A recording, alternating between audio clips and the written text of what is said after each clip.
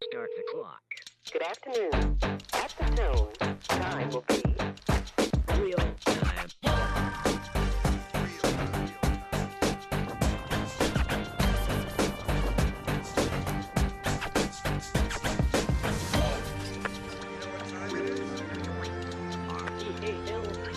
Welcome to another episode of Supercoach Road to 50K. I'm Nick Ness and we're back this week. On this week's episode, what we're going to be doing is going over the JLT round 2, going over my team, showing you the changes that we've made, and also we're announcing a competition or a league. So it's a Road to Supercoach league. To be eligible for the prizes, you have to be a subscriber. Once you register for the league, post your team name down in the comments and give us your best POD player for this coming season. So I'll release the code a little bit later in the video. Let's get into round 2 of the JTLs. The preseason's over. I think a lot of people are more confused than they were after the first week. The rookies aren't looking so hot, and it's a bit of mid-price madness where that's where the value probably is at the moment. As far as early points and cash generation goes, because the rookies aren't looking that good. It's a question of how many mid-prices can we afford to have in our team and who are the right ones. So if we look at defense, there's guys like Ridley, Moore, Malera, Harris Andrews, Brody Smith, Dylan Robertson that are all in the frame. Zach Williams as well, 400k, he's considered a mid-pricer. The midfielders, Sheeds has had a ripping last 2 weeks. Libba's looking really good. Brad Crouch, the injury-prone Brad Crouch is looking fit as ever. Tom Rodcliffe, looking back at some of his old form last week. In the forward line, guys like Billings. I still want to stay away from Billings. But, so they're the concerns coming out of the week. The mid-prices, who do we want? So let's just take a quick look at my team. Pretty convinced during that Adelaide game at quarter time that my team wasn't going to change much, but that really changed by the third quarter, and I was playing around with a lot of different things. So we've got Rory Laird still at that number 1 spot, but I am a little worried and concerned about point stealing from Malera, Smith, Dode, and those type of guys. Yeah, I'm not 100% convinced, but I don't have the money to go up to Lloyd, and I really don't want to go down to a Whitfield. So at the moment, Laird's still in. Zach Williams didn't play last week. They're saving him. Got a little knock in that first game.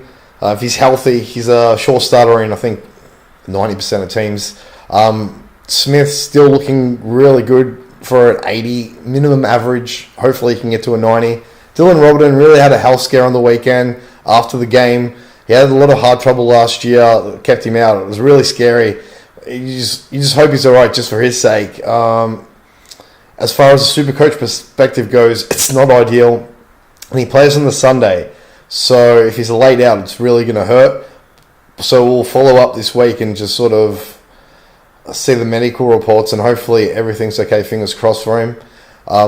As far as the rookies go, I don't think there's any surefire sort of backline rookies. Clark, Duzma, McKay, and Hall all in the team at the moment. But I'm not really excited about any of them. So if we go to the midfield, we've still got Jack McRae, Paddy Cripps, Oliver, Martin, all looking good still. Brayshaw, my POD, I think he's going to have a big breakout year. We've taken Fife out. We brought in Crouch and Liberatore, Brad Crouch. The reasons being, Crouch is looking super good. He's looking super fit. I think he can average over 100. It's fingers crossed if they can stay fit. But I think they're going to be better cash generators, and it's going to add more points to my team early on than having Fife and a rookie, because I'm not sold on these rookies yet. Other options that I was sort of playing around with was potentially having Martin out or Oliver out and bringing in a Dom Sheed who's looked good the last couple of weeks. The only drawback for me is his recent history of scoring. I think he only averaged around 70 last year. And players don't normally jump from like a 70 to a 105 average, which is what you'd want for his price range of that 400,000. Other options, as I said earlier, Tom Rodcliffe is a mid-pricer that is in a lot of teams. Crouch, Sheed, yeah. So that's the lineup at the moment. Sheed may come in, especially if I need to get rid of Cruiser and upgrade him to Goldstein, which may be the case. But the only worry, as I said, was his scoring history. And it's going to be a big jump from 70 to 105, and whether he can do it's a different story, but he's looked great the last couple of weeks. Welsh looks like the one lock rookie where he's going to average close to 75 a game. I think he can bank it. Contested ball machine, big body midfielder. The guys on the bench, Constables look good, Scots look good. I've still got Gibbons. A lot of people are shying away from him. I don't think he's going to score that well, but it's just his price point at 102 is the main reason he's in my team. And if you can slowly build cash, that's fine with me. I will go to the rucks. Gorn's looking good. I think he's a must-have. Grundy, a lot of people off the Grundy train, and I'm one of them. I don't think he can back up last year. I think last year was just an outlier in his career.